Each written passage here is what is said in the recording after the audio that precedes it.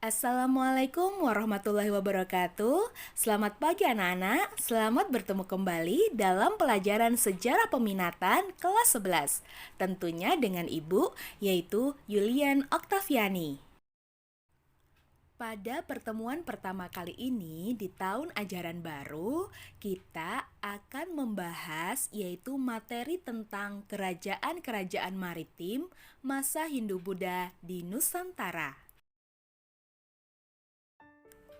Adapun yang akan dibahas pada materi kerajaan-kerajaan maritim pada masa Hindu-Buddha di Nusantara, yaitu yang pertama, masuknya agama dan kebudayaan Hindu-Buddha di Nusantara.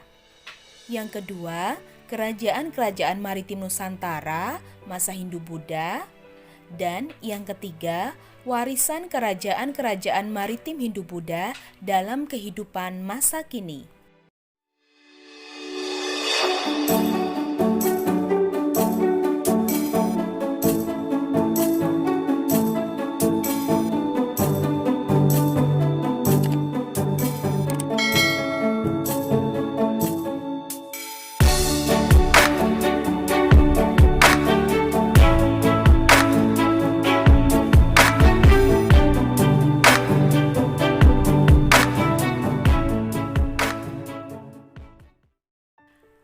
Oke, setelah kita mengetahui apa saja yang akan dibahas pada bab yang pertama ini, selanjutnya kita akan membahas subbab yang pertama, yaitu tentang masuknya agama dan kebudayaan Hindu-Buddha di Nusantara.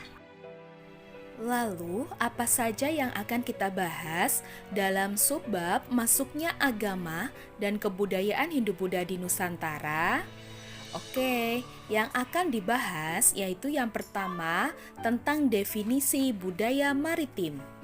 Kemudian yang kedua, terbentuknya perdagangan internasional zaman kuno. Dan yang ketiga, teori-teori masuknya agama dan kebudayaan Hindu-Buddha di Indonesia. Yuk kita bahas definisi budaya maritim. Adakah di antara kalian yang tahu kata maritim berasal dari bahasa apa dan apa artinya? Iya, betul sekali. Kata maritim berasal dari bahasa Latin yaitu maritimus atau mare yang artinya laut. Sedangkan dalam Kamus Besar Bahasa Indonesia, maritim memiliki arti berkenaan dengan laut, berhubungan dengan pelayaran dan perdagangan di laut. Anak-anak, adakah yang tahu gambar apakah ini? Iya, betul sekali. Berikut adalah gambar perahu bercadik. Sejarah mencatat bahwa sejak masa praaksara, masyarakat Nusantara telah memiliki kemampuan berlayar dengan menggunakan perahu bercadik. Para penutur budaya Austronesia bahwa masyarakat praaksara Nusantara memang dikenal dengan kemampuan berlayarnya. Mereka sanggup mengarungi laut lepas.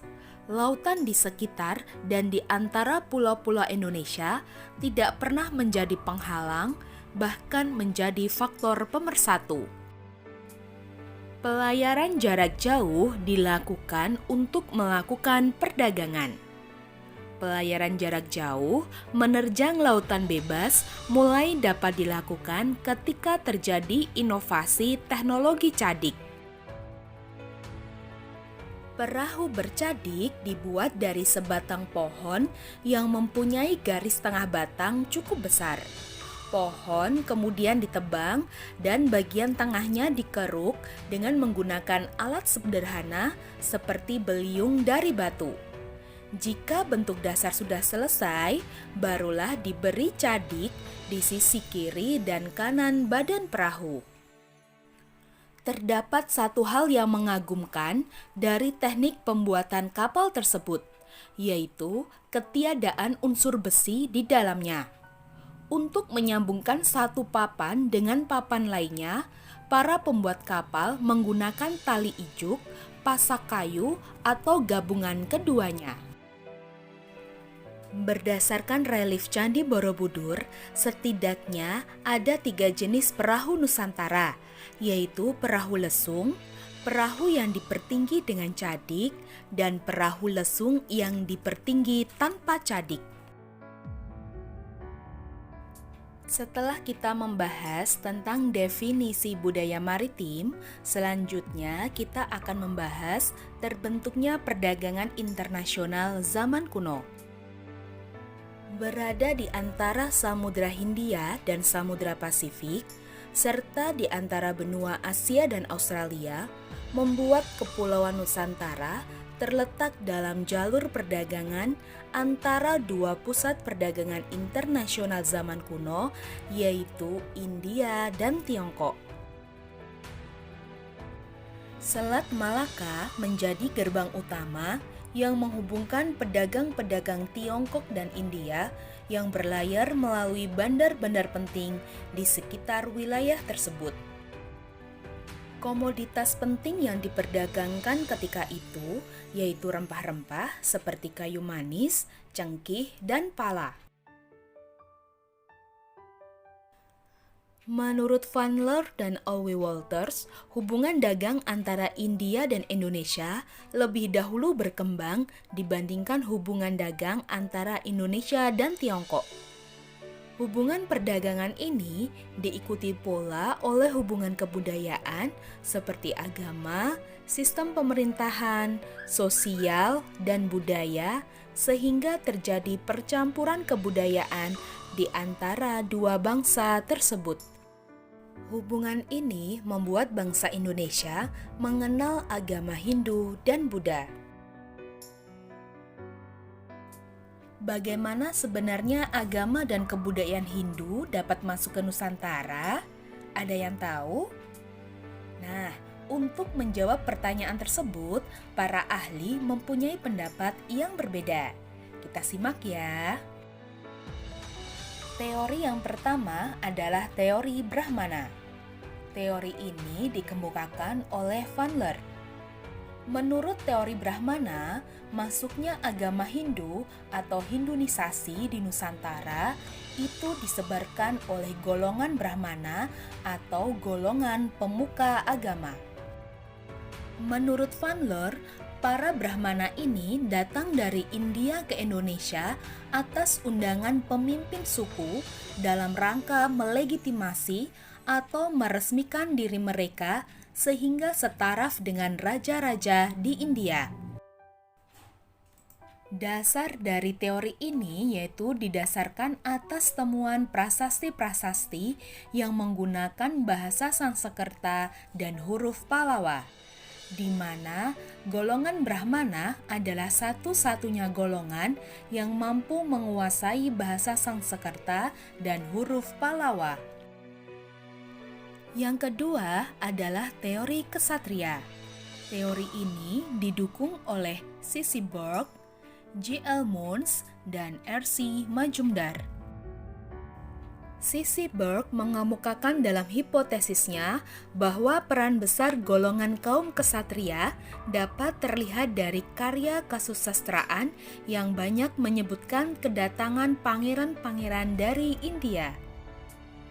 Sementara itu, Muns meyakini peran besar kaum kesatria setelah mengkaji sejarah politik yang terjadi di India dan munculnya dinasti-dinasti di Jawa.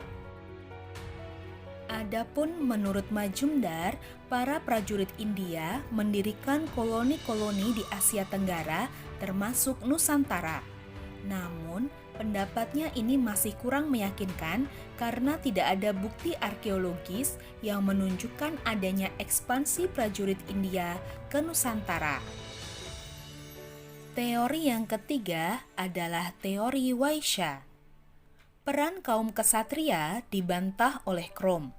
Ia lebih menekankan kepada peranan kaum pedagang atau kasta Waisya. Hal ini didasarkan pada anggapan bahwa telah terjadi penyebaran kebudayaan melalui perkawinan dengan para perempuan pribumi. Hal serupa terjadi pada masa perkembangan kebudayaan Islam di Nusantara. Teori yang selanjutnya adalah teori arus balik.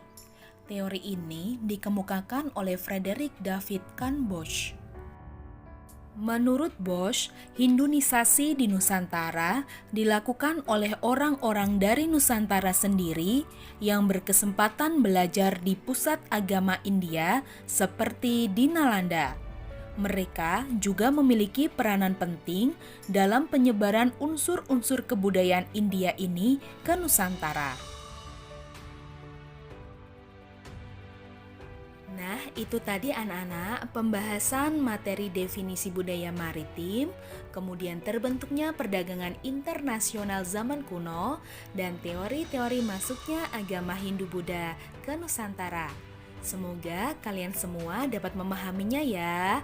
Terima kasih atas perhatiannya. Sekian saja. Wassalamualaikum warahmatullahi wabarakatuh.